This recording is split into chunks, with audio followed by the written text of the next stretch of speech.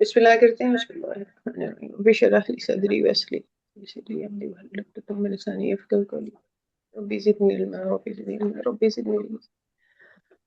बिस्मिल्लाह करते हैं जी। आज हमारा जो टॉपिक है वो बेसिकली पहले हम एक्सरसाइजेस करेंगे।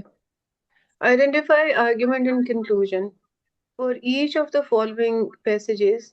Decide whether it is N argument. पहले तो आप ये बताएंगे कि क्या ये आर्गुमेंट है। If it is N argument, say what is the conclusion, what the conclusion is। ठीक है, आपके सामने ये एक पहली एक्सरसाइज है जिसके अंदर आ रहा है pets are good for you. Research has shown that pet owners are less likely than other people to be depressed or to suffer from high blood pressure.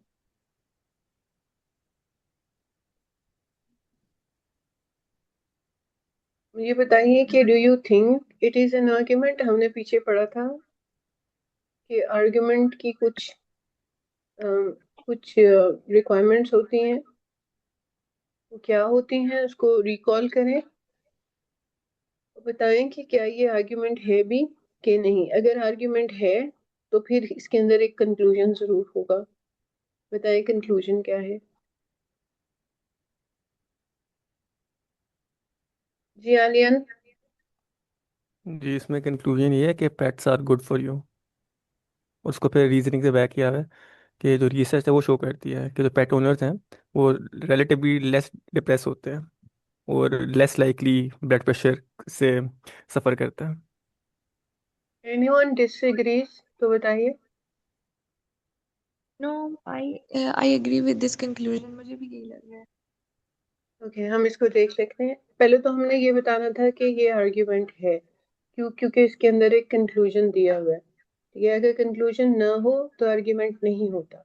ठीक है, this is an argument and the conclusion is in the first sentence. The evidence that those who have pets are less likely to suffer from depression and high blood pressure give reason to support the claim that pets are good for you, provided we can assume that it is the presence of pet which counts for the benefit to health. To rewrite the passage, आप क्या करते हैं? Reverse the order of the two sentences and insert so or therefore before the claim that pets are good for you. अगर इसी को ही हम इस तरह से लिख लें, research has shown that pet owners are less likely than other people to be depressed or to suffer from high blood pressure. Therefore, pets are good for you. और so pets are good for you. So ये therefore so जो है ना, ये conclusion indicator words होते हैं। तो हमें कई दफा ये काम करना पड़ता है। पहले हम कंक्लूजन इंडिकेटर वर्ड देखते हैं, नहीं है तो हम देखते हैं कि वो कौन सा आइडिया है जिसकी तरफ रीजन किया जा रहा है। ठीक है, तो हमें जो रीजन के तौर पे कुछ चीजें नजर आ रही हैं और कुछ कंक्लूजन के तौर पे। फिर हम जो हमें कंक्लूजन नजर आ रहा होता है उसके साथ सो देयरफॉर हेंस दस वगैरह लगा के चेक कर लेते हैं कि क्या ये वाकई में कंक्लूजन है या नहीं। ये मतलब इसका स्मूथ फ्लो चलता है कि नहीं। ओके, ये हमारा हो गया। सेकेंड एक्सरसाइज हमारी आती है the disease found in the feces of cat can cause miscarriage, yeah, if it infects pregnant women. Most cats owners are probably immune to this disease. Rabbit can spread Listeriosis and Salmonella. अब बताइए कि इसके अंदर आपको क्या लगता है। Do you think it is an argument? If you think it is an argument then tell me what is the conclusion. No, ये आर्ग्यूमेंट नहीं लग रहा है, ये सिर्फ इंफॉर्मेशन लग रही है। क्यों? नहीं, ये आर्गुमेंट है। ओके, नहीं, इसमें सिर्फ दो चीजें डिजीजेस के आर्ग्यूमेंट। बारे में लिखा है। बताइए कि जिसको आर्ग्यूमेंट लग रहा है वो कंक्लूजन बताए। एक मिनट, इसमें कंक्लूजन ये है कि this kind of stuff cause miscarriages in pregnant women, if effect in pregnant women. There is no conclusion indicator word. चुप।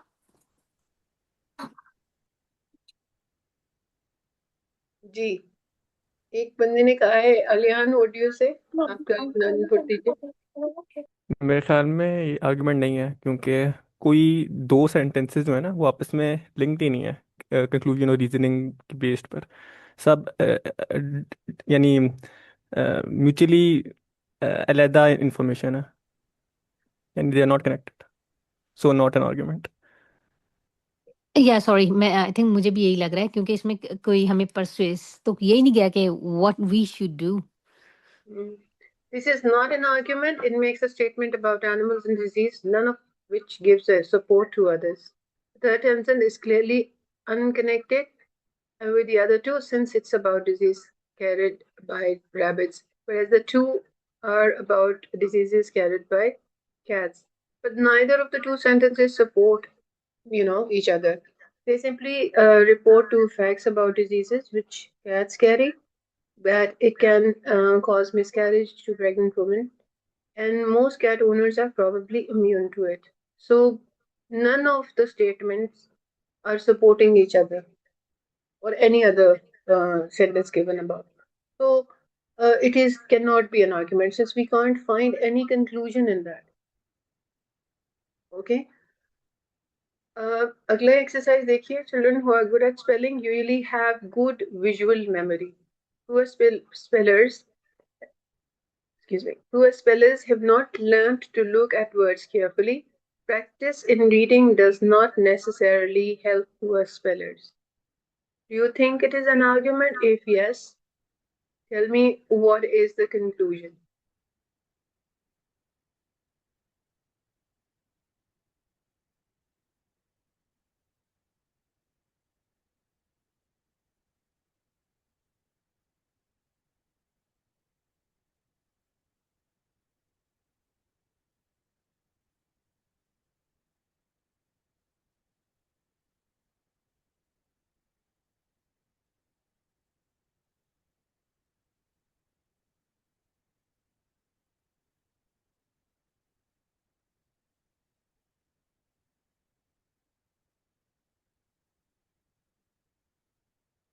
जी आलियान.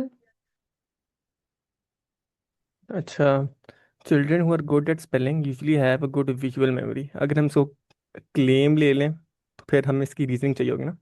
तो आगे अगर हम पढ़ें, poor spellers have not learned to look at words carefully. अब यहाँ पे मैं कंफ्यूज हूँ कि ये रीजनिंग है या नहीं है। I think it is not a reasoning, तो I will not categorize this as an argument. Practice in reading does not necessarily help poor speller, ये तो एक अलग इन्फॉर्मेशन है, तो I think it is not an argument. Okay जी, कोई और like to try? I also think the same, that this is not an argument, क्योंकि ये तीनों sentences एक दूसरे को support नहीं कर रहे. different information है. उसमें कहा है कि good at spelling have a good visual memory, और फिर कहा है कि they can't look at the words, और तीसरे में है कि practice in reading. मतलब तीन मुख्तलिफ बातें हो रही हैं. Good. So it is not an argument. It gives information about good spellers, excuse me, poor spellers, but none of these claims follow from any of each other. The two claims about poor spellers are not supported by information about good spellers, and there is no obvious connection between the two claims about poor spellers. So कोई भी सिर्फ information आपके साथ share हो रही है, but it is not an argument, क्योंकि कोई हमें claim नजर नहीं आ रहा है इसके. अगर क्लेम नजर हम समझते हैं कि ये क्लेम हो सकता है, तो उसको रीजन करने के लिए हमें कोई यानी एविडेंस नहीं मिल रही. ठीक है Aaron, can you go back to the previous slide, please? Ji. Okay, just a minute. Isn't the last two sentences उनमें connection है इस बात की कि poor spellers are not looking at the words carefully, and reading does not also help the poor spellers. So ये दो reasons they are giving that why poor spellers are poor spellers. एक तो लोग words को carefully नहीं देखते, और फिर वो लोग reading से भी उनकी कोई help नहीं होती. So these two reasons, aren't these two actually the reasons why they are poor spellers? Yeah, but how will you link it with good visual memory?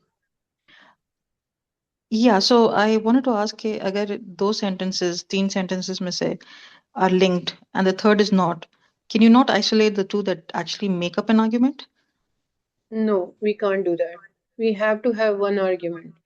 उस आर्ग्यूमेंट को अगर वो दो जुमले सपोर्ट कर रहे होंगे तो हम कहेंगे कि हाँ ये एज एन एविडेंस या एज ए प्रीमिस हमने सेट किया है, मगर इसके अंदर कंक्लूजन जो है वो कंक्लूजन ही नहीं निकल रहा हमसे, क्योंकि sentence 2 and 3 can not be used as conclusion. उनमें से एक भी आप कंक्लूजन लेते हैं तो फिर एक आर्ग्यूमेंट बिल्कुल ही इंफॉर्मेशन अलग सी ही दे रहा है। Okay, so in the first instance, जब मैं पहले दो sentences को भी पढ़ी थी, I felt as if they were connected in this one way that that good spellers usually have good visual memories, but poor spellers are poor spellers because they've not learned to look at the words carefully. So, but then the third, of course, didn't make sense. It was not connecting with the first two. So we can't isolate these two. Everything has to cohesively make an argument. That's what you're saying, right? Yes, Okay. yes. Okay, got it. All right, now the next exercise that we have, most examination impose a tight time limit on candidates, but this is difficult to justify. It prevents some good candidates from demonstrating their abilities in the subject, and most employers would be happy to employ people who take time to produce well thought out solution to the problem. Do you think it is an argument? If yes, then tell me what is the conclusion or what is the claim?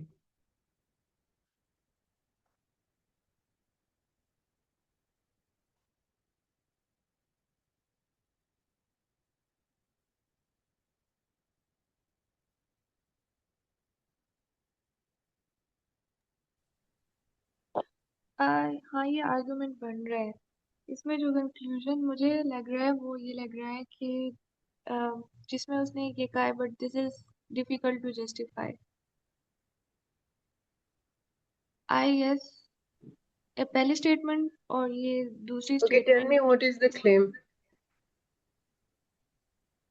यही उसका claim है कि उसको justification बहुत मुश्किल लग रही है।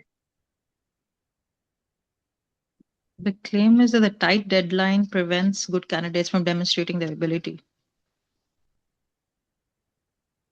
I think it's not an argument because ये We last have slide only- की तरह We have only 3 sentences. We have 3 sentences. Tell me which sentence is a claim.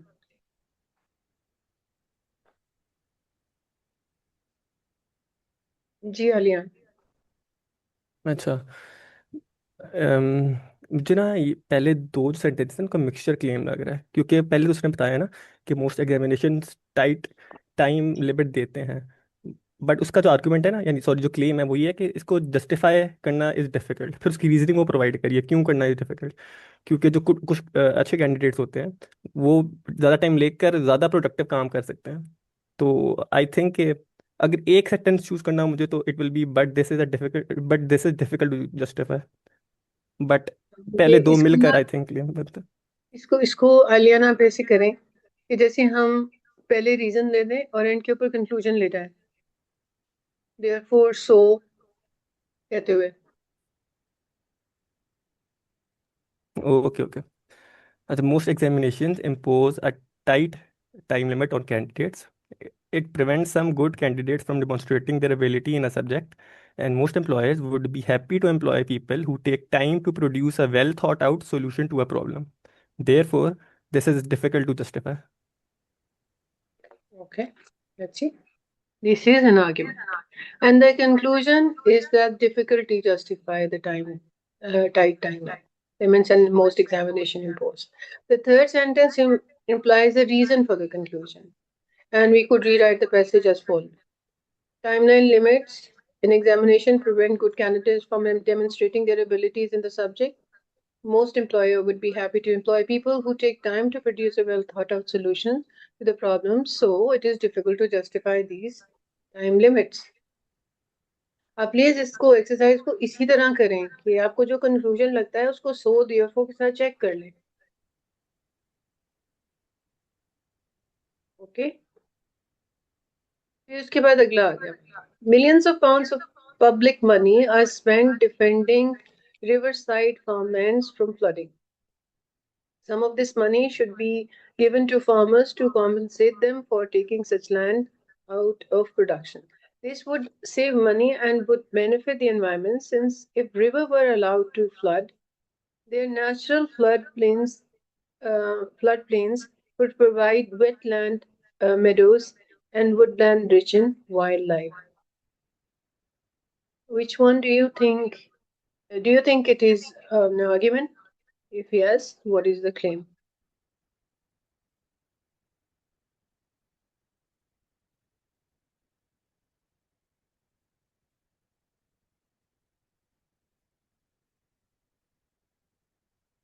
इसमें मैं आपको एक चीज कहूंगी, इसके अंदर ना पहले ना कीवर्ड ढूंढे।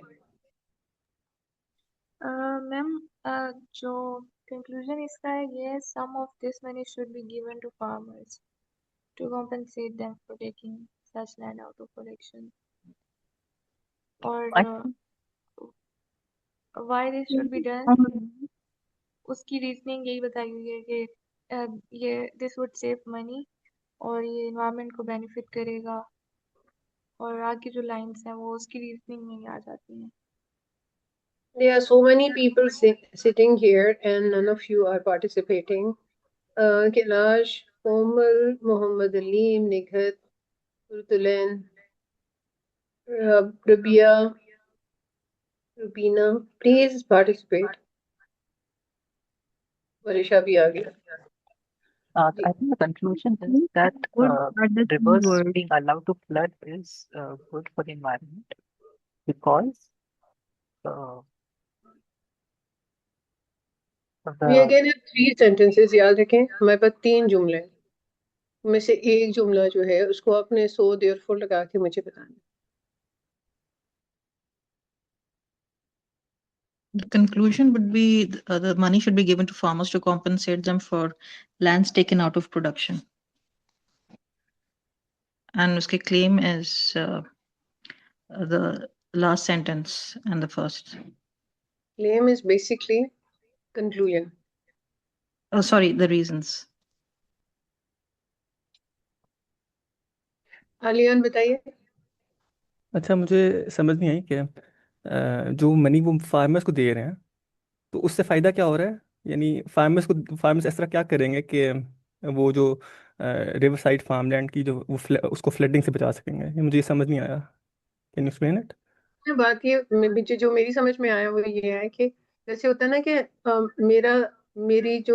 मेरी जमीन है वो रिवर साइड पे है, ठीक है, और मुझे ना मैं अगर वहां पे कुछ भी लगाऊंगी तो वो वेस्ट हो जाएगा, तो वो मुझे क्या करते हैं कि मुझे कहते हैं तुम कुछ ना लगाओ, हम तुम्हें पैसे दे देंगे फिर भी।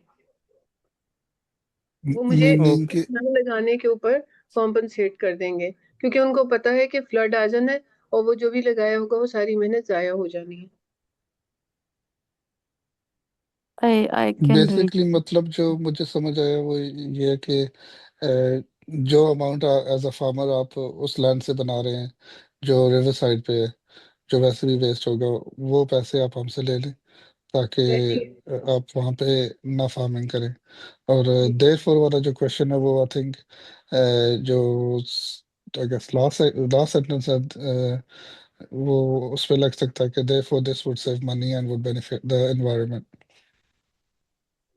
चलिए, this is an argument. This argument and conclusion is in the second sentence, you know. अब देखिए therefore some of this money is given to the farmers. नीचे वाला lastly clearly जो है ना वो reasons दे रहा है आपको। This would save money. This what? देखिए सारा कुछ का ताल्लुक जो है ना एक तो फ्लडिंग के साथ है और मनी के साथ है, ये कीवर्ड है, ठीक है। सो आप देखें कि Can I form the sentence completely? जी ये No. हम सामने लिखने लगे, प्लीज गो अहेड। ये वो वाली स्लाइड खुल गई जिसमें आंसर है शायद। हाँ जी, that if rivers were allowed to flood, their natural flood plains would provide wetland meadows and woodland rich in wildlife. This would also save money and would benefit the environment. Therefore, some money should be given to the farmers to compensate them from taking such lands out of production. जी, जी यही कहा जा रहा है कि जो second sentence है वो conclusion है, बेसिकली क्लेम है आपका। तो वर्ड शुड, वैसे ही आपको पता है कि हमने कहा था कि जहाँ पे should is a conclusion indicator word. Ida, but if you say that, if you see the main point of the passage, isn't it that, the last sentence, that woodland, the river should be allowed to flood so that it helps the environment? Isn't that the main point of the passage?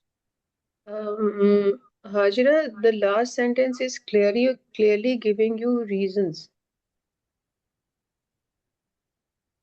No, like remember, like जो आप जो steps जो like you give ना to first identify what is the conclusion or if there is a conclusion or not.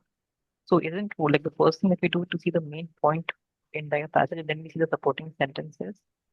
So for me, I thought that the main point is that it is good for the environment if the rivers are allowed to flood. आपको लग रहा है कि third sentence यानी this would save money and would benefit environment, यहाँ ये आपको लग रहा है कि ये मेन पॉइंट है?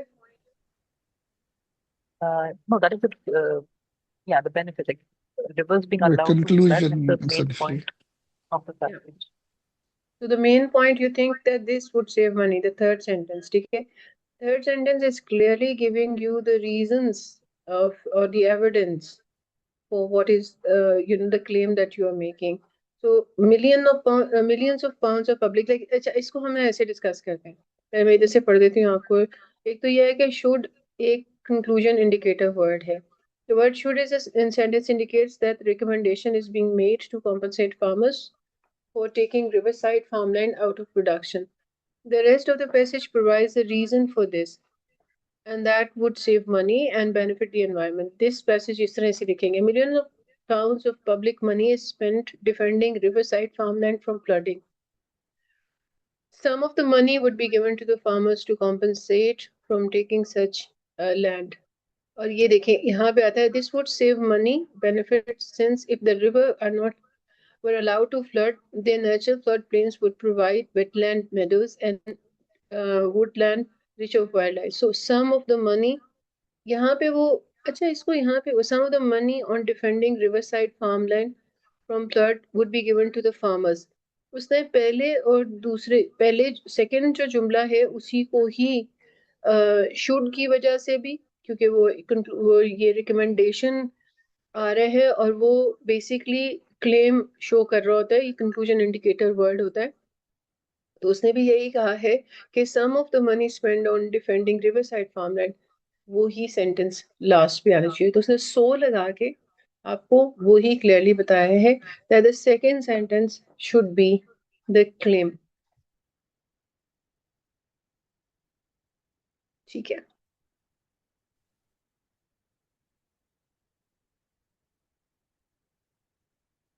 अगर आप सो पहले वाले जुमले के साथ लगाते हैं तो वो कंक्लूजन नहीं बताता, दूसरे के साथ लगाते हैं कंक्लूजन सेंस बनती है, थर्ड वाले के साथ सो देयरफॉर दस वगैरह लगाते हैं तो भी उसकी सेंस नहीं बनती।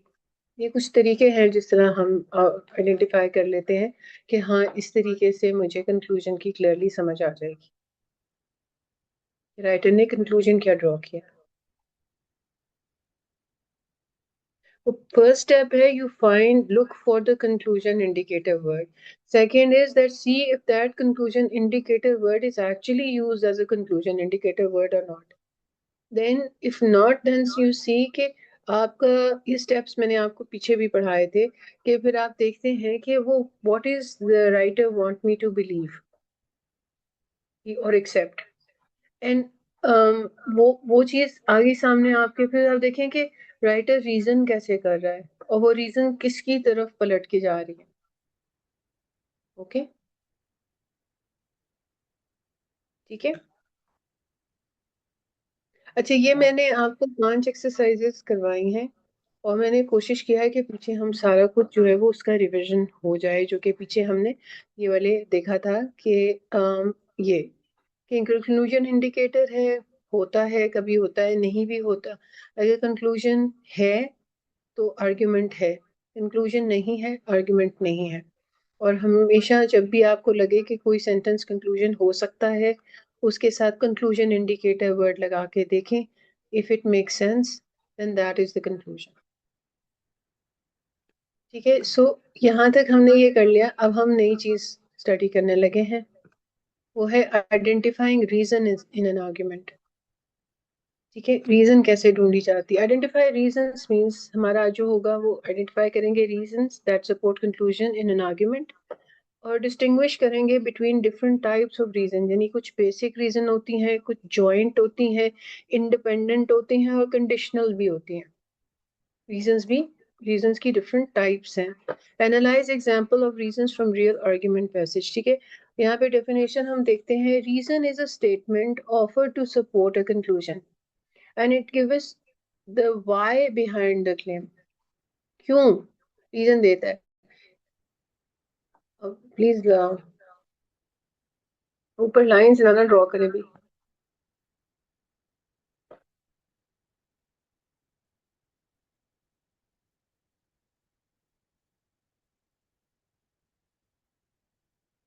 Okay, it helps us understand why something holds a certain view and provide evidence or support for conclusion. Make an argument persuasive and logical.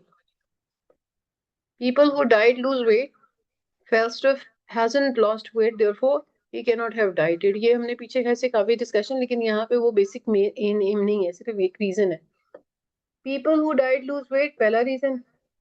Falstaff hasn't lost weight, conclusion he cannot have dieted। ठीक है ना, एक चीज आती है is what is the argument trying to prove, कि उसने diet नहीं की थी या उसने वेट नहीं लूज किया। तो वेट लूज करने के तो और भी बड़े तरीके हो सकते हैं। तो बेसिकली वो कह रहा है कि उसने डाइट नहीं की। सो यहाँ से हम आगे चलते हैं।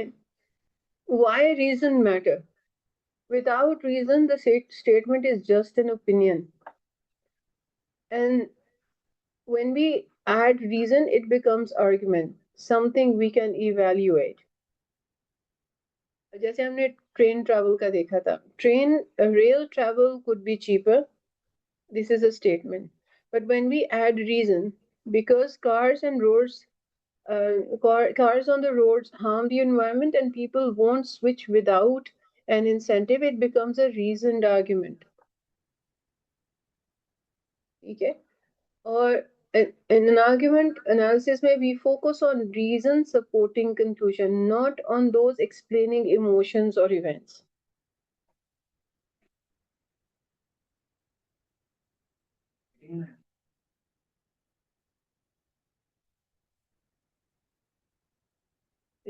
Please read the last sentence. We focus on reasons supporting conclusion. हम इमोशनल अपील की तरफ, या जो जो आपके इमोशंस को एक्सप्लेन कर रहा है या किसी इवेंट को एक्सप्लेन कर रहा है, हम ये चीज नहीं देख रहे होते।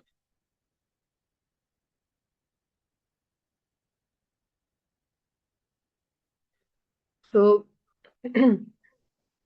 reason conclusion relationship, indicator word therefore हमने देखा है marks the conclusion. People who diet lose weight, reason है Falstaff hasn't lost weight, reason है therefore he cannot have dieted. ये तो खैर आगे चले, इसका आपस में रिलेशनशिप होता है, हमें पता है, हम पीछे काफी इसके ऊपर डिस्कशन करते हुए आए हैं।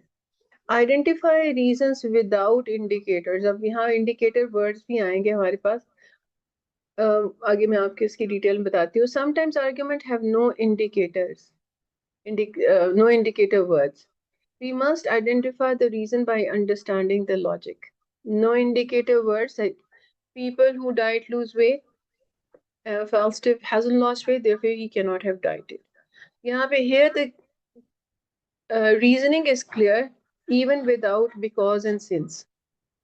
So we can understand that the first two sentences are the reason.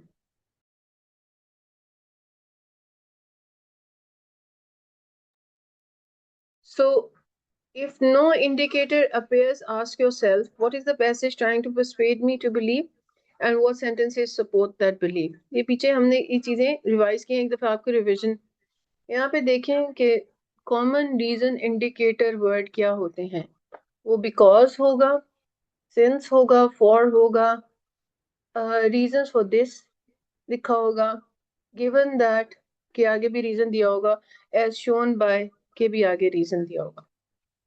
तो आपको रीजंस ढूंढने के लिए ये वाले वर्ड्स सबसे पहले ढूंढने हैं। That's the first step when you are looking for a reason. If you find them good, if you can't find them तो फिर आपको देखना है कि उनकी वैसे जनरली बाकी सेंटेंसेस किसकी तरफ इशारा कर रहे हैं। देखिए, people who died lose weight. Since Falstaff hasn't lost weight, he cannot have died. तो यहाँ since जो है वो reason बता रहा है।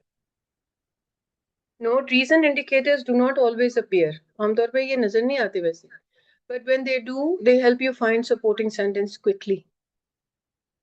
जैसे हमने कहा था कि जब भी हम कोई भी argument पढ़ रहे हैं, कोई भी passage पढ़ रहे हैं, to identify if it's like, पहला step ये होगा कि हम conclusion indicator word देखेंगे।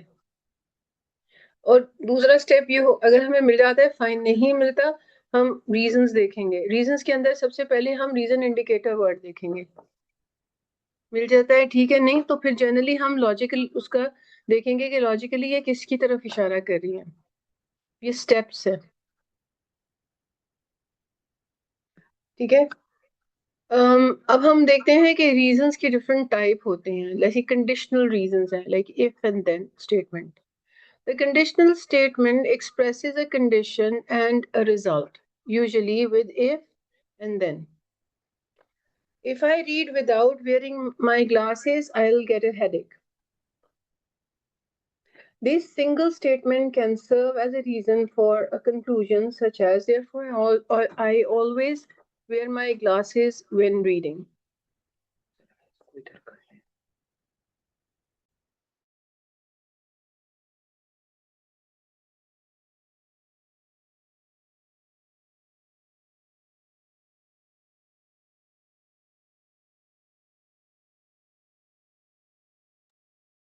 एक दफा खुद से पढ़ें। Don't treat if and then part as separate reasons. They work together as one conditional reasons. What does this statement imply about relationship between wearing glasses and headache? ये सोचने की बात है।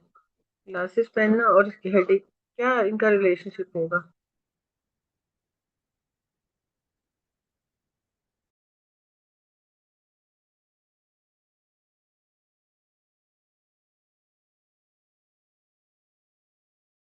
जब हम if and then की बात करते हैं तो we treat them as one reason and they work together.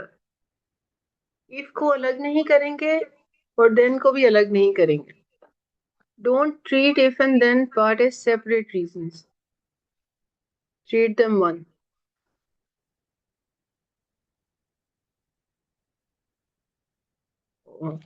छोटा.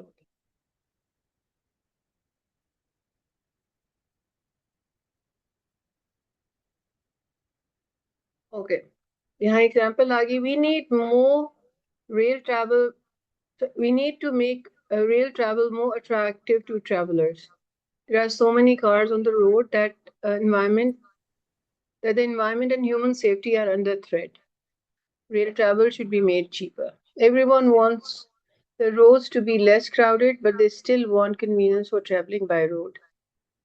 People will not abandon the cars in favor of trains without some new incentive. इसको अगर हम इसके analysis करें तो हमें, इसको हमने वैसे पहले स्टडी किया हुआ है, तो हमें पता चलता है कि कंक्लूजन इसका ये है कि rail travel should be made cheaper. और शुड जो है वो इसका रिकमेंडेशन इंडिकेटर वर्ड है, क्योंकि कंक्लूजन इंडिकेटर होता है. और रीजन इसमें है, too many cars are threat for environment and safety and people won't switch trains without incentive. assumption हमने पीछे स्टडी किया था लास्ट लेक्चर में. assumption भी होती है. Reducing the cost of rail travel will make it more attractive and help reduce car use.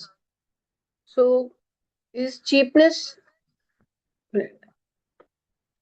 really the main barrier to using train or convenience?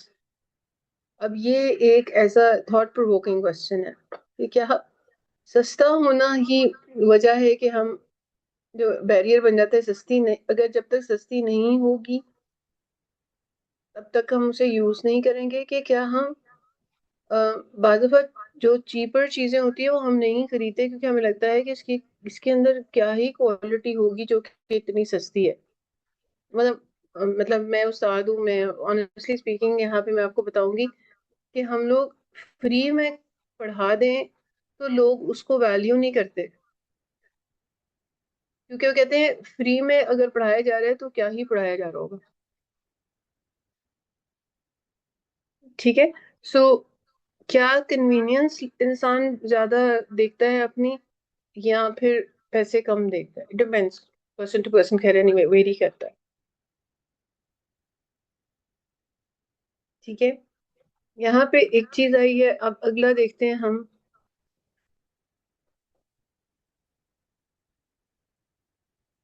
Reasons की कितनी टाइप्स हैं? मीहा इरशाद please stop. ये आप ना लाइंस क्यों लगा रहे हैं? ये आपके साथ कोई बच्चे बैठे हुए हैं जो कि लाइंस लगाते जा रहे हैं?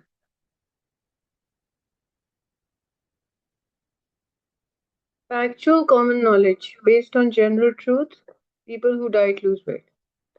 Reason observation भी होती है based on what we see or know, like if Falstaff hasn't lost weight. ठीक है, moral principles भी reasons बन जाते हैं based on ethical judgment. It is right to ban cigarette advertising. बाज़ दफा जो रीजन होती हैं वो predictions भी होती हैं based on what might happen. ठीक है, if people can choose their child sex, they will be more male. ठीक है, प्रिडिक्शन है। रिपोर्ट एंड एविडेंस भी रीजन के तौर के ऊपर आ जाती है बेस्ड ऑन द डेटा और अथॉरिटी, लाइक कि 40,000 GIs stationed in South Korea support the corrupt regime. ये एक रिपोर्ट है, एक डेटा कलेक्शन है ये, यानी ये पॉपुलेशन बेस्ड है, कोई एक चीज नहीं, एक एविडेंस नहीं है, बहुत सारा सैंपल साइज है जिसके ऊपर ये रिपोर्ट बनी है, इसीलिए 40,000 फैक्ट्स एंड फिगर्स आपके सामने आ रहे हैं। एक्चुअल बात है, वेरीफाइबल है। जब हम फैक्ट्स की बात करते हैं तो हम कहते हैं कि फैक्ट्स जब कोट किए जा रहे होते हैं तो वो वेरीफाइबल होते हैं, यानी कि you can go and check. ठीक है, अब रीजन में जब जॉइंट और इंडिपेंडेंट रीजन आती है तो हम अगेन क्या करते हैं, हम उसको इस तरह से देखते हैं, joint reasons work together, if one fails the argument collapse. ठीक है, independent reason each can support the conclusion separately. अब ये कैसे होता है? ये हम ये Falstaff की ही एग्जांपल ले लेते हैं। People who diet lose weight, Falstaff hasn't lost weight, therefore he cannot have dieted. Both reason needed, together they support the conclusion. ठीक है, ये joint reasons हैं। Independent reason की मिसाल है, cigarettes advertising should be banned. Because it attracts young people, because it makes smoking seem socially acceptable. Each reason independently support the conclusion. Which type of reason seems stronger to you? आपको क्या लगता है, दो joint reason अच्छी ज्यादा होती हैं या ज्यादा stronger होती हैं या independent? आपको क्या ख्याल है? I think two are much better, like different perspective आ जाते हैं, शायद मैं कुछ और रीजन को सपोर्ट कर रही हूँ और मेरी नीस किसी और को करे, तो twos are much better. Independent reason जो है कहना जॉइंट रीजन है या इंडिपेंडेंट रीजन है? हमने टू नहीं बोलना। Independent reasons are better because अगर एक कोलैप्स होता है तो दूसरा इट स्टेज स्टिल वैलिड। में तो एक ही रीजन है। तो independent, if you have independent reasons, more than one independent reasons, so that's what I am saying कि जॉइंट में तो अगर एक कोलैप्स करता है तो दूसरा भी कोलैप्स कर जाता है, but if you have multiple independent reasons, then they stay alone as well, even if one collapses. Tania, यहाँ हम सिर्फ इंडिपेंडेंट और जॉइंट का लेके हम नंबर ऑफ रीजंस नहीं देख रहे, हम Okay. सिर्फ Still, I reason would say एक होगी, okay. जॉइंट होगी। Mm-hmm. जॉइंट भी जो है वो बेसिकली जॉइंट इसलिए है कि वो दो को इकट्ठा जोड़े हुए है और एक दूसरे को कॉम्प्लीमेंट कर रही है। अगर Right. एक एक फैल एक फॉल्स हो जाएगी तो दूसरी भी फॉल्स हो जाएगी Yeah, automatic. exactly. Yeah. So that's why I'm saying independent is better. That's my opinion. Do you think कि हमें कभी कभी दो जॉइंट रीजन देनी पड़ती है?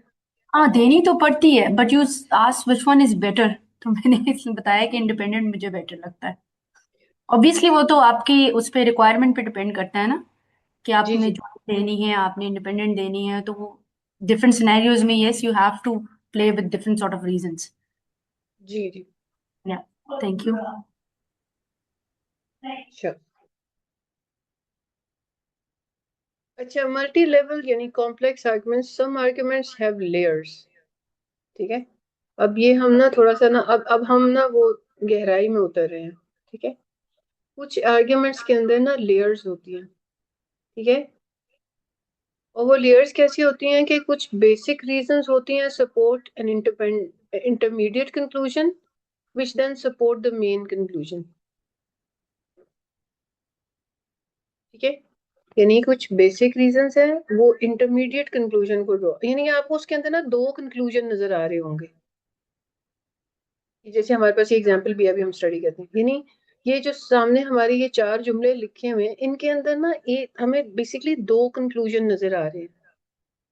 वो जो हम सेकंड, एक तो मेन कंक्लूजन है ना, लेकिन एक जो हमें कंक्लूजन लग रहा है वो बेसिकली इंटरमीडिएट कंक्लूजन है। ठीक है, जैसे a majority of parents prefer son if people can choose their child's sex they will be more male। अब ये रीजन है, हमने कहा था ना if and then जो होता है वो रीजन होता है। ठीक है, preponderance of males will cause social problem, therefore we should discourage sex selection techniques। अब यहाँ बेसिक रीजन है the preference of son by parents। Intermediate है मोर मेल बिकम सोशल प्रॉब्लम, अगर ज्यादा मेल हो गए तो प्रॉब्लम, सोशल प्रॉब्लम शुरू हो जाएगी। ये inter sentence number 3 is basically an in, क्या उसे कहते हैं, सेंटेंस नंबर 3 जो है वो आपका इंटरमीडिएट कंक्लूजन है। ठीक है, मगर the main conclusion is that sex selection should be discouraged, therefore लगाया आपने उसके साथ।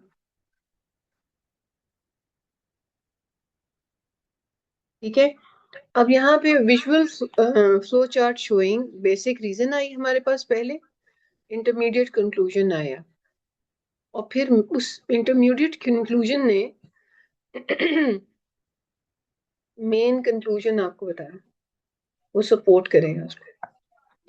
So one statement act as both a reason and conclusion.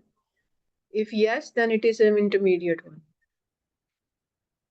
कभी एक ऐसी जुमला जो आपको लग रहा है कि ये रीजन भी है मगर ये तो कंक्लूजन भी है,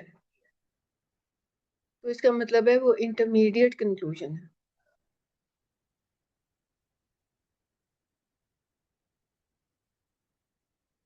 take a moment and think.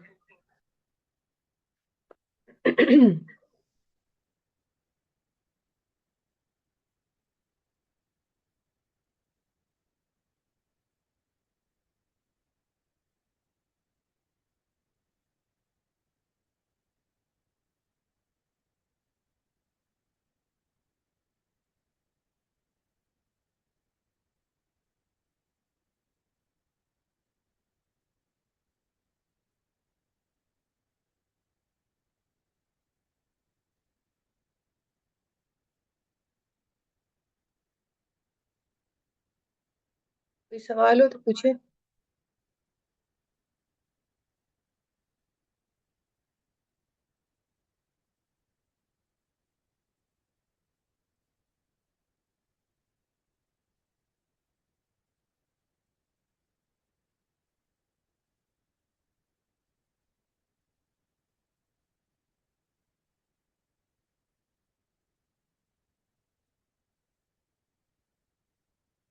What about the first two sentences? उससे उसे क्या आइडेंटिफाई किया गया? वो रीजंस के अंदर आ रहे हैं। तो बेसिक रीजन में आ गया। इंटरमीडिएट कंक्लूजन में हमारा आता है कि मोर मेल्स। अच्छा देखिए, जो सेंटेंस नंबर 2 में ना, वो आपको एक और चीज, रीजन भी आपको नजर आ रही है और एक कंक्लूजन भी नजर आ रहा है। सेंटेंस नंबर 2 एंड 3 को मिला के इंटरमीडिएट कंक्लूजन बना है। Like if people choose this, वो मेल ज्यादा हो जाएंगे। अगर मेल ज्यादा हो गए, सॉरी नंबर 3 में ही आया, मेल ज्यादा हो गए सोशल प्रॉब्लम शुरू हो जाएगी। ठीक है, सो यहाँ पे उन्होंने जो पहले और दूसरा जुमला जो है ना, वो रीजंस ही हैं। ओके।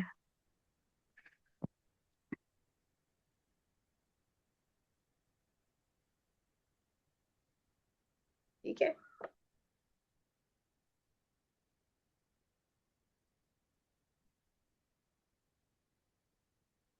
ओके।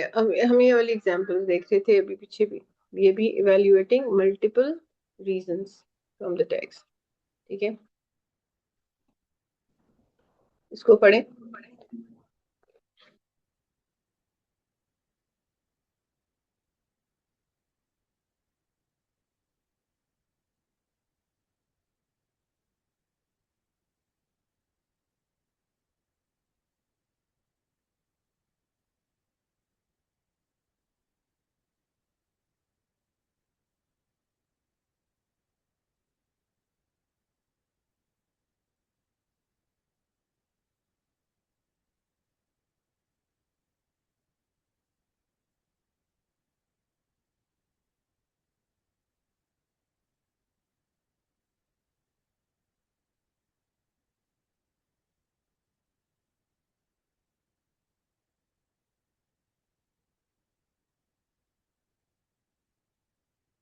यहाँ पे अजान हो रही है इसलिए मैं जरा खामोश हूँ, आप इसको पढ़ लेंगे।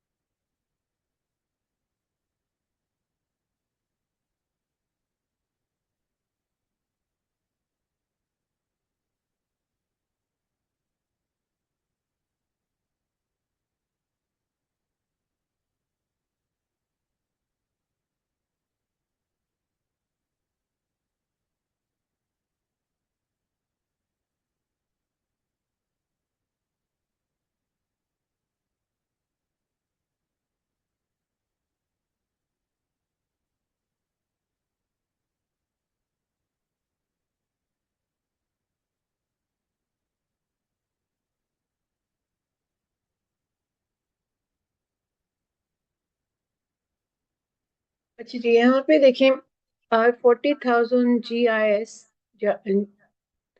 stations in South Korea support a corrupt regime.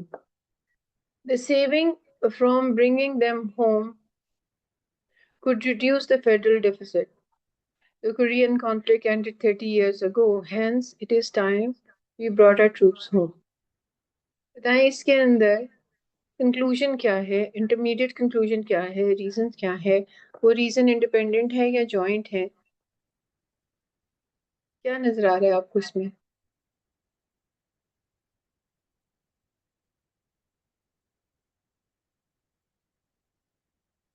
क्या The आपको कोई reasons are नजर आ रही है? independent because each sentence independently supports the conclusion. जैसे कि 40,000 GIs support a corrupt regime, therefore we should bring back the troops home. A second reason is also independent. The savings could reduce the federal deficit, so therefore we should bring them back home. Or third, be the Korean conflict ended 30 years ago, so therefore we should bring back our troops home. So these are independent reasons. जी, सही कह रहे हैं। अच्छा, यहाँ पे देखें how to identify reason step by step. ये इसको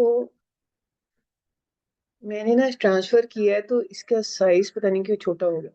find the conclusion first, what the author is trying to prove. Look for indicator words because, since, for, as. Ask what supports the conclusion. Which sentence give evidence? Check whether the reasons are joint or independent. If there are intermediate conclusion, are the reasons true, relevant, and sufficient? जैसे falsif again, he cannot have dieted. तो ये जो reasons है ना इस तरह की, ये आपको इस पे नजर आएंगे. People who have dieted lose weight and falsif hasn't lost weight. So indicator none. Logic is self evidence. तो joint reasons है both needed. यहाँ पे दोनों needed हैं, उसके बगैर argument पूरा नहीं होगा.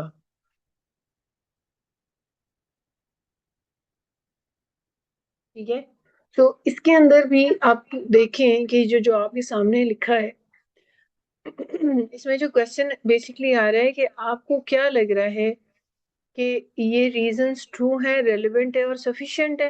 Do you think so? क्योंकि आगे हमने ना रीजंस को इवैल्यूएशन सीखनी है जाके, इस रीजंस को इवैल्यूएट किया कैसे जाता है, क्या ये सही भी है या गलत है.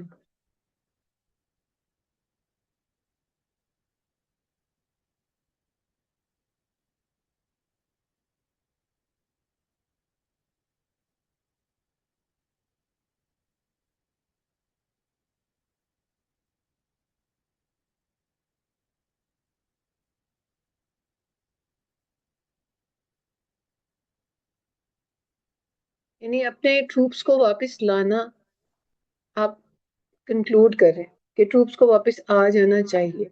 उसके लिए जो आप रीजंस दे रहे हैं, क्या वो सही है और काफी है? यानी हम कहें कि ट्रूप्स को वापस आ जाना चाहिए क्योंकि कॉन्फ्लिक्ट तो 30 साल पहले खत्म हो गया था, और एक रीजन हम दे रहे हैं कि जी इससे पैसे बच जाएंगे, हमारे फेडरल डेफिसिट कम हो जाएगा, और तीसरा हम दे रहे हैं कि जी जो जीआईज हैं 40,000 वो करप्ट रजीम को वहां पे कर रहे हैं. क्या ये इसके साथ लिंक्ड है भी कि नहीं? ये चीजें हमें गौर से देखनी होती है. ठीक है, evaluating reasons. Once we have identified reasons, we can evaluate them. और कैसे evaluation होती है? क्या they factually true? Are they verifiable? Can you go and check the information somewhere? Are they relevant to the conclusion? Conclusion जो draw up कर रहे हैं कि घर आ जाना चाहिए, उसे relevant है? जो reasons आप काफी हैं? अब यहाँ पे हमारी चूंकि reasons में हमारी biasness होती है, यहाँ हम fallacies यूज कर रहे होते हैं. ठीक है, क्या वो sufficient है कि अच्छा ये रीजन मगर ये काफी नहीं है इस कंक्लूजन को ड्रॉ करने के लिए? Can I ask a question? जी जी. रेलेवेंस और सफिशिएंट होने में इसको हम डिफरेंशिएट कैसे करेंगे? अगर एक भी रेलेवेंट रीजन है तो इट शुड बी सफिशिएंट. नहीं, ऐसा नहीं होता. अच्छा, इसको कैसे डिफरेंशिएट करेंगे?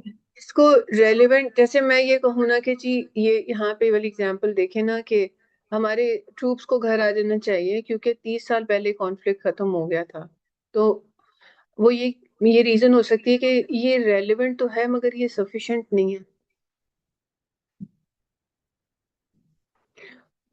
पाकिस्तान को कश्मीर का मामला छोड़ देना चाहिए। क्योंकि वो इतने साल से इंडिया के साथ है, अब मोर इंडियन हो चुके हैं। Is it sufficient reason? Is it valid? Is it factually true? No. तो we need to have more and more reason. अच्छा, हम पैलेस्टाइन की बात करते हैं तो पैलेस्टाइन जो है वो इतने सारे मुस्लिम ममालिक उनके करीब हैं, उनको उनकी मदद करनी चाहिए। यहाँ बैठ के हम इतनी पेन क्यों ले रहे हैं? हमें पेन नहीं लेनी चाहिए क्योंकि हम हमारी जो लोकेशन है जियोग्राफिकल, वो उनसे बहुत दूर है। सबसे पहली जिम्मेदारी उनकी बनती है जो करीब बैठे हैं।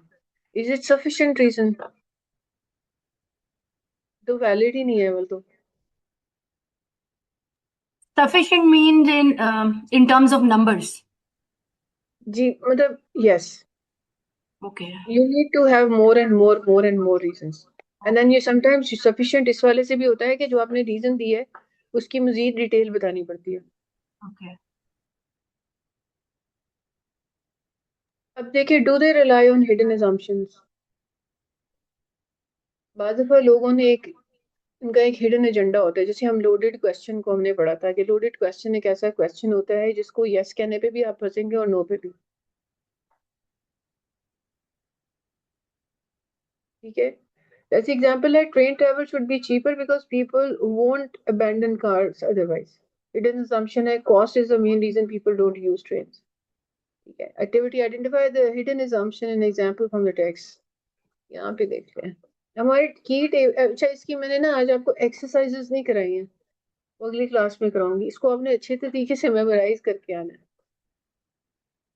मैं आपको ज्यादा एक्सरसाइज नहीं किया, मैंने सिर्फ एग्जांपल्स डिस्कस किए हैं। आपने देखा है मैंने आपको इस एग्जांपल्स नहीं, एक्सरसाइज नहीं करवाई कोई भी आज। ठीक है, आज हमारा टेक अवे क्या है? Reason support conclusion. Look at the indicative word because, since and for. Joint reason work together, independent reason stand alone. Okay, some arguments have intermediate conclusions. Always check whether the reasons are relevant, true, and strong. And why is it important to separate reasons from opinion? In critical thinking, हमें अलग करके देखना पड़ता है कि reason क्या दी गई है। आर्ग्यूमेंट तो आ गया, रीजन भी नजर आ रही है, फिर रीजंस को आपने चेक करना है, ट्रू है, रेलेवेंट है, सफिशिएंट है, या इन रीजंस के अंदर भी कोई हिडन assumption, हिडन एजेंडा छुपा हुआ है।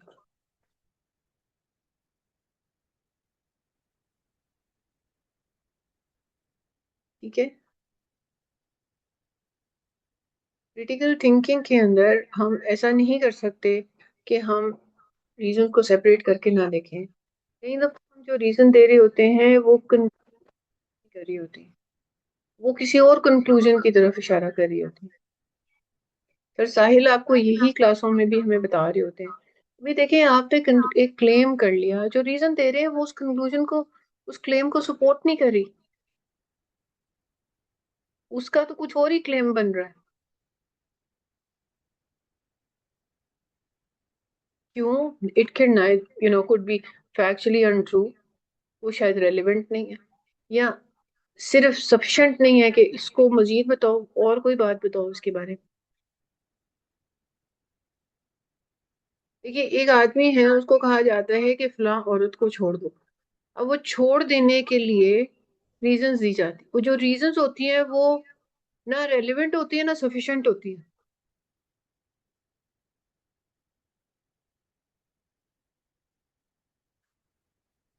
ठीक है,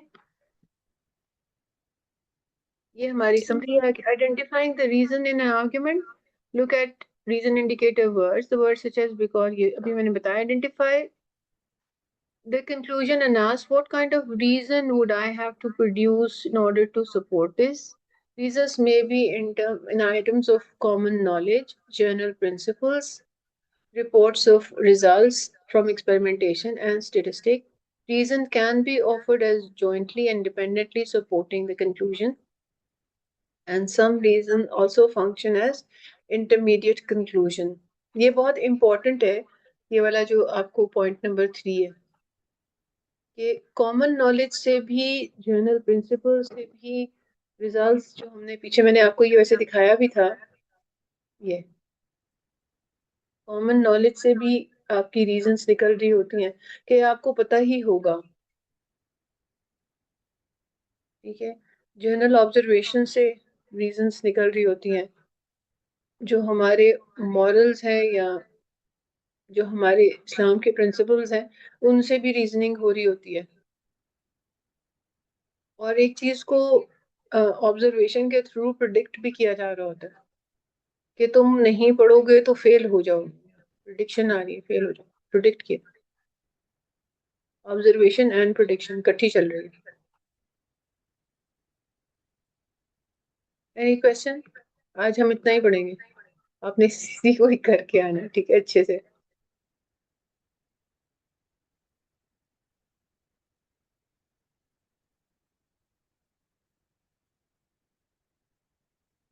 प्लीज मुझे आपने ना जो भी आप लोग ग्रुप बनाएंगे रिवीजन के लिए, हम एक जो है अलग डिस्कशन रखेंगे। आपने जो रिवीजन क्लास में करानी है वो आप मुझे जूम के ऊपर, मुझे आम को बुला के एक दफा हमारे सामने उसको प्रेजेंट करेंगे और फिर हम आपको क्लास में लेके आएंगे। उसमें जो गलतियां होंगी वहां हम निकाल लेंगे आपकी गलतियां, ठीक है। उसके बाद आप कॉन्फिडेंटली क्लास में रिवाइज करवाएंगे। लेकिन ये कब तक हो जाएगा ये आप बताएं मुझे। आई एम रियली एक्साइटेड कि स्टूडेंट्स जो हैं वो रिवीजन कराएं, कल को आप जाके ये पढ़ाएं।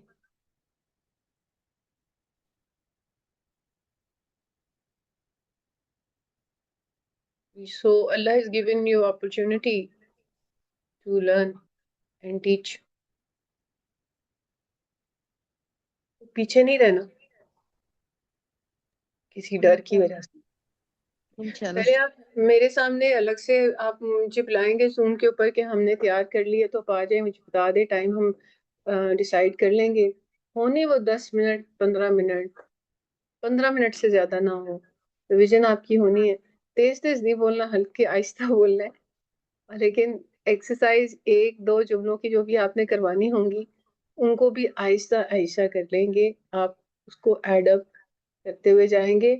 लेकिन वो बहुत तेज स्पीड से ना आपने बोलना है, ना ही बहुत तेज स्पीड से आपने देखिए एक डायरेक्ट वे ऑफ टीचिंग होता है, ये मेथडोलॉजीज हम सिखाते हैं टीचिंग के अंदर। डायरेक्ट मेथड जो यूज किया जाता है, एक पेडागोजिकल चॉइस है, उसमें एग्जांपल्स के थ्रू एक्सप्लेन किया जाता है। यानी पहले एग्जांपल दी जाती है, फिर रूल बताया जाता है,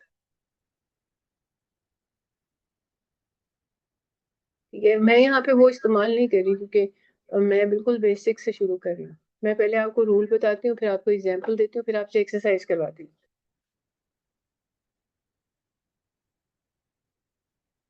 आप रिवीजन के अंदर डायरेक्ट मेथड यूज कर सकते हैं, गिव एन एग्जांपल और फिर उसके अंडरलाइन प्रिंसिपल बताएं, ये एग्जांपल किस चीज की है, फिर साथ ही एक दो एक्सरसाइज करा लें, एक जुमले की, छोटे पैराग्राफ की, और मेक श्योर कि वो 15 मिनट्स के अंदर कंप्लीट हो जाए,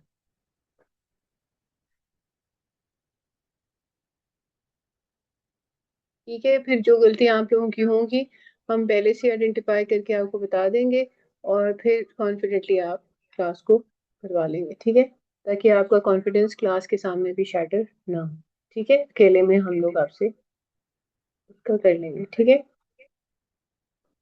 यस नो मे बी, कोई आंसर नहीं आता क्यों? Okay Yes. चलो। ठीक है। म- मेरा एक क्वेश्चन है। जी जी वर्षा।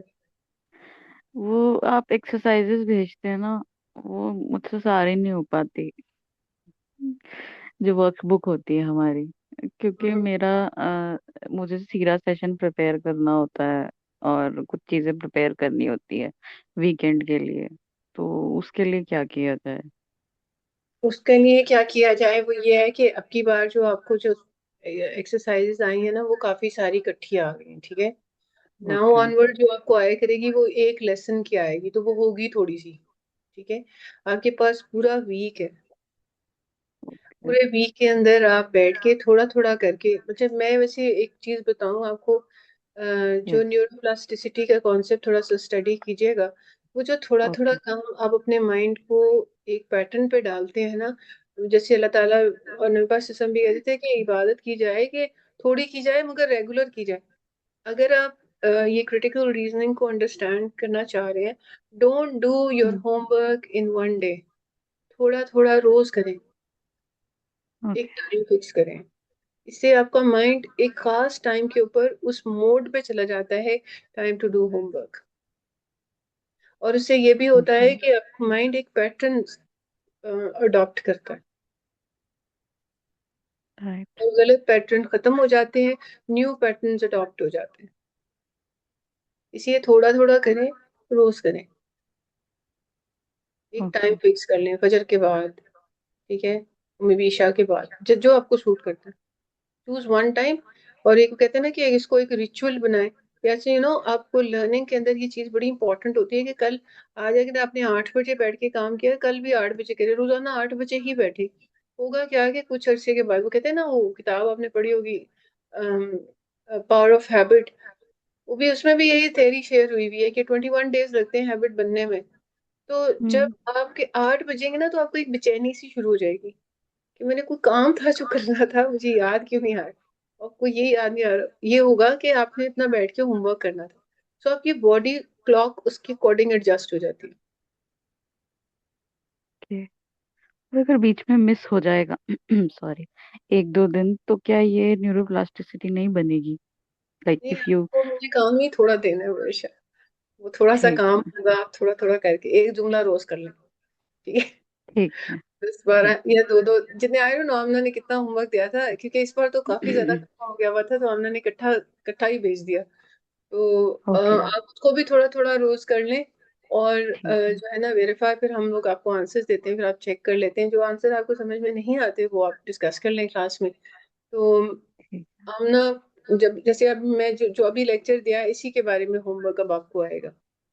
हाँ, पीछे से ओके शायद हो सकता है हम ना थोड़ा सा पीछे से वाला भी रिवीजन के तौर के ऊपर दे दें, लेकिन ज्यादातर main focus is going to be on the topic that we are discussing right now. Okay okay got it जज़ाकल्लाह भाई वही है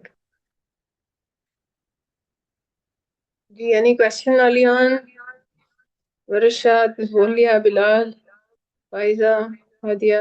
अच्छा, अभी हमने चैप्टर 1 कवर किया है, राइट? चैप्टर 2 भी स्टार्ट किया है? अभी तो नहीं किया, अभी तो बहुत चैप्टर 1 सारा अभी है। तक कवर नहीं किया? ना इवेल्युएटिंग तो ना, चैप्टर 2 है ना? अभी हम सेट हम अभी अभी तो इब्तदाई इश्क है, अभी तो शुरू हुआ है।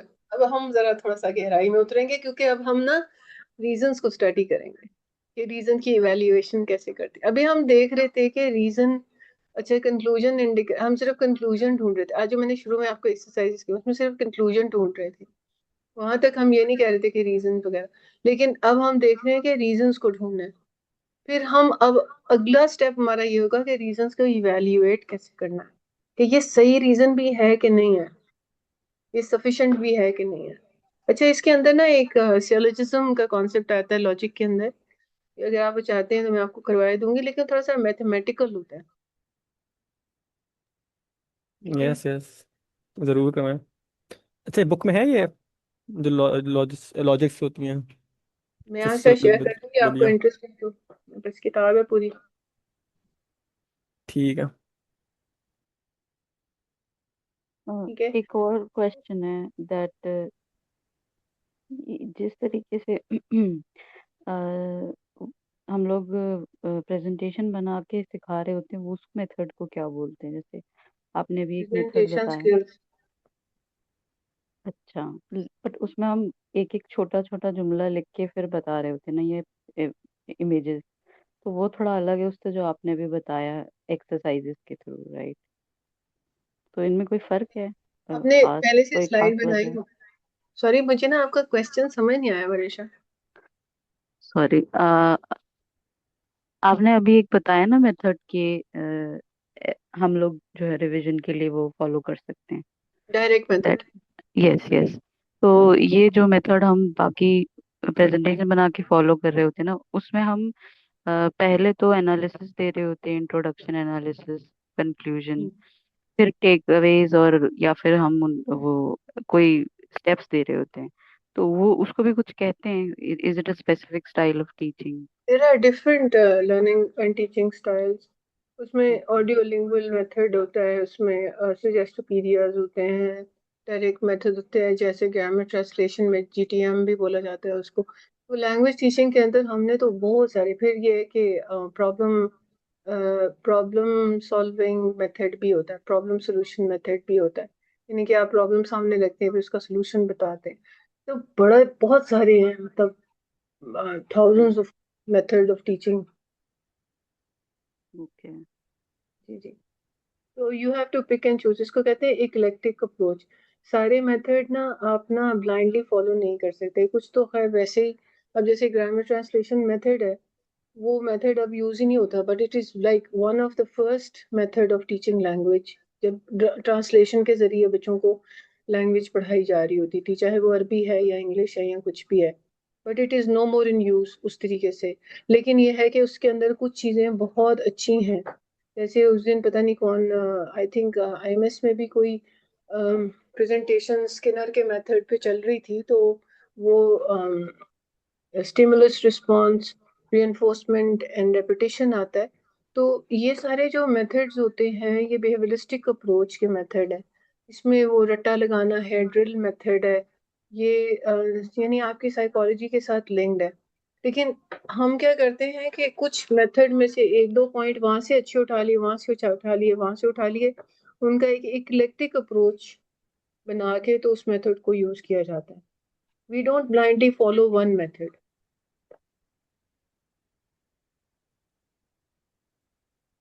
ओके, रीड अबाउट इट इंशाल्लाह। मेरा ये जो अभी हम लोग पढ़ रहे हैं, और लास्ट टाइम आपने जो एक सीरीज करवाई थी राइटिंग की, उसमें आपने कहा कि वो जर्नलिंग भी करनी है, हम ऐसे राइटिंग भी कर सकते हैं, परसुएसिव राइटिंग भी कर सकते हैं।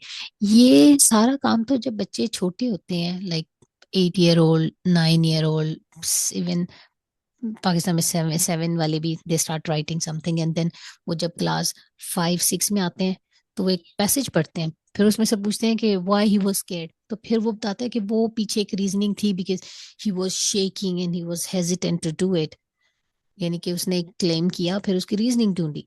तो ये सारा काम हम जो अभी पढ़ रहे हैं वो प्रैक्टिकली कर रहे होते हैं, लेकिन वो लोग सीखते क्यों नहीं है? स्कूल में ऐसे क्यों नहीं सिखाते कि रीजनिंग क्या होती है, फिर क्लेम कैसे सेट करते हैं, फिर ऐसे कैसे लिखते हैं?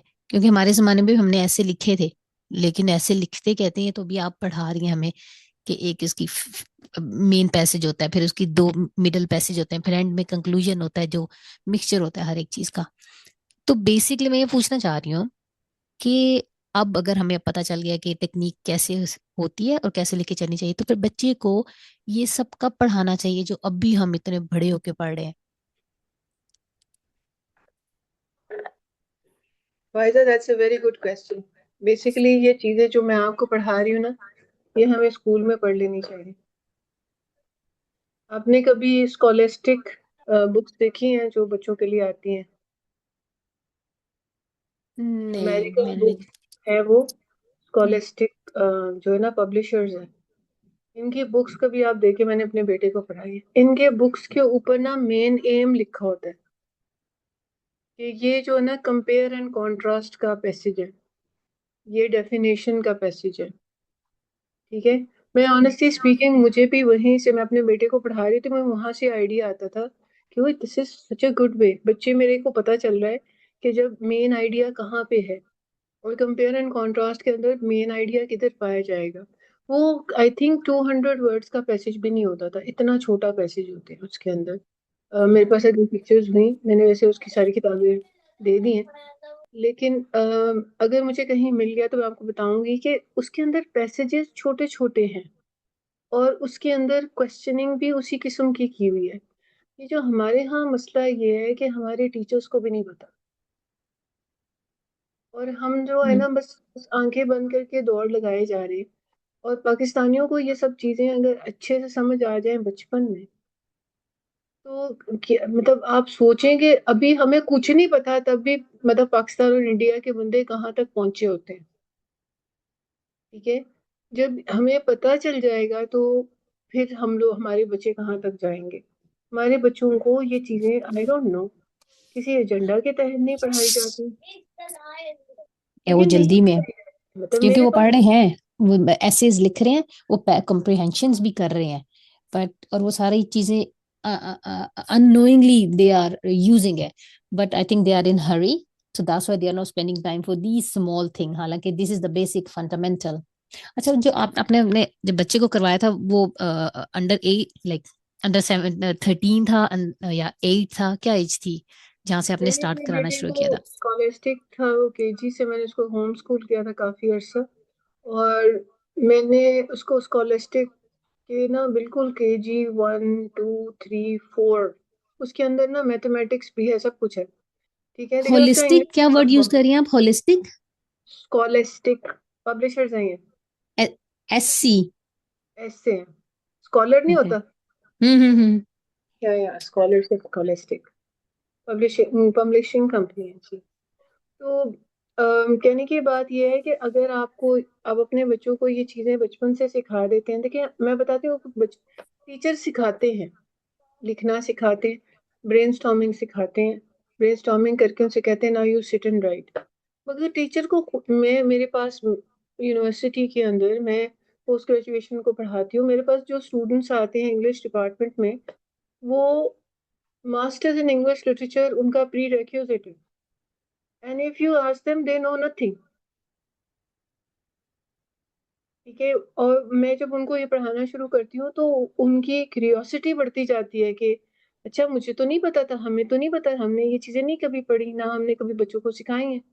और देखिए मेरे पास वो जो स्टूडेंट्स बैठे होते हैं वो बीगन हाउस के होते हैं, और यानी आप लाहौर ग्रामर स्कूल के होते हैं, और बड़े बड़े स्कूल से आए होते हैं, नहीं पता, तो जब नहीं पता तो वो आगे पढ़ाएं कैसे? अच्छा एक तो बात ये है, दूसरी बात ये है कि teachers are least bothered, they are not bothered, और ये